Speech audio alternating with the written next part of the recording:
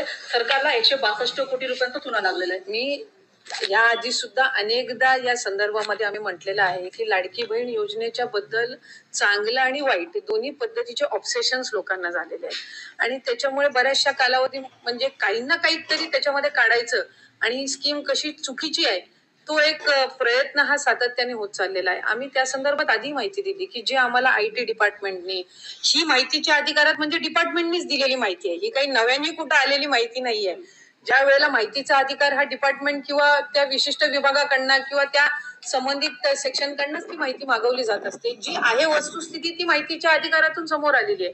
त्याच्यामध्ये काही असं नाहीये की नव्याने काही आम्ही त्याचं बायफर्केशन करत आहोत की त्या 12-14 हजार मध्ये अशा महिला आहेत का की जे जेन्युइन लाभार्थी आहेत पण त्यांचे बँकमध्ये अकाउंट नव्हते म्हणून त्यांनी त्यांच्या घरातल्या पुरुषाचा अकाउंट दिलेला आहे का, किंवा असे काही आहेत का की ज्यांनी दिशाभूल करून तो लाभ घेतलेला आहे का.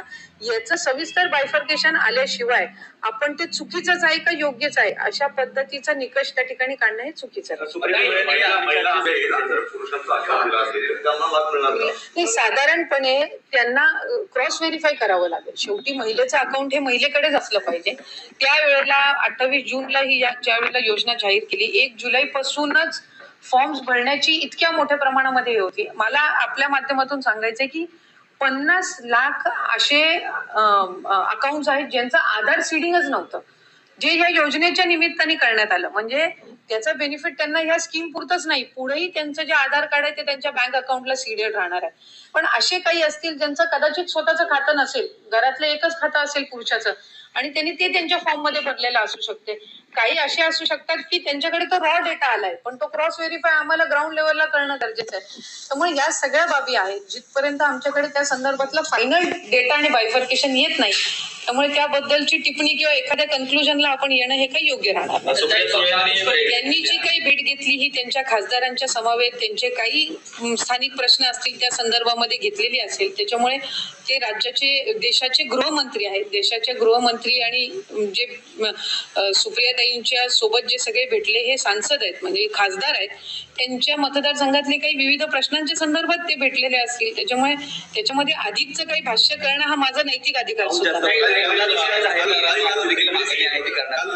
कॅबिनेट झाली आणि कॅबिनेटमध्ये टीपीडीसीच्या निधी संदर्भात चर्चा झालेली आहे.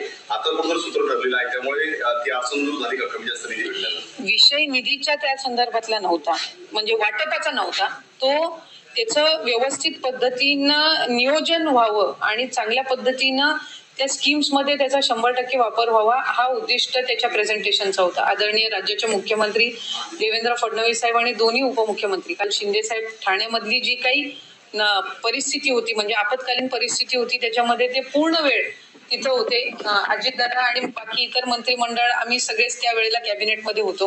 त्यामुळे जिल्हा नियोजनच्या बैठकीमध्ये अधिक लोकोपयोगी कामं असतील, इन्फ्रास्ट्रक्चरची कामं असतील ती चांगल्या पद्धतीने इम्प्लिमेंट कशी केली जावी या संदर्भातलं ते सादरीकरण होतं आणि त्यामध्ये काही सूचना या मंत्रिमंडळातील म्हणजे सन्माननीय मुख्यमंत्री उपमुख्यमंत्री आणि मंत्रिमंडळातील काही सदस्यांच्याही आल्या आणि त्यानुसार अधिक सक्षमपणे पुढच्या कालावधीमध्ये जिल्हा नियोजनचा निधी कसा वापरता येईल या संदर्भामध्ये आम्ही त्याच्यामध्ये चर्चा झाली.